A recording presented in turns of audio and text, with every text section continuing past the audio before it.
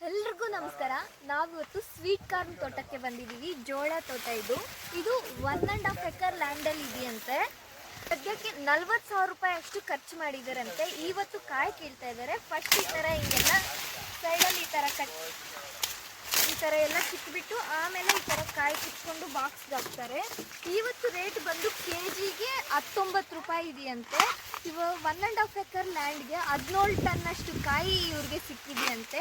ಅಲ್ಲಿ ಮೂಟೆ ಕಟ್ತಾ ಇದ್ದಾರೆ. ನಾನು ತೋರಿಸ್ತೀನಿ ಹೆಂಗೆ ಮೂಟೆ ಕಟ್ತಾ ಇದ್ದಾರೆ ಅಂತ. ಬನ್ನಿ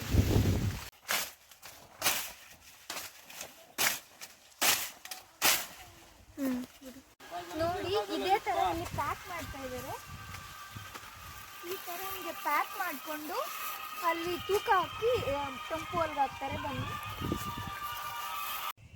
ಅಲ್ಲಿ ಕಿತ್ತಿರೋ ಜೋಳ ಎಲ್ಲ ಈ ಥರ ಮೂಟೆಗೆ ಪ್ಯಾಕ್ ಮಾಡಿ ಇಲ್ಲಿ ತೂಕ ಮಾಡಿ ತಂಪುಗೆ ಹಾಕಿ ಕಳಿಸ್ತಾರೆ.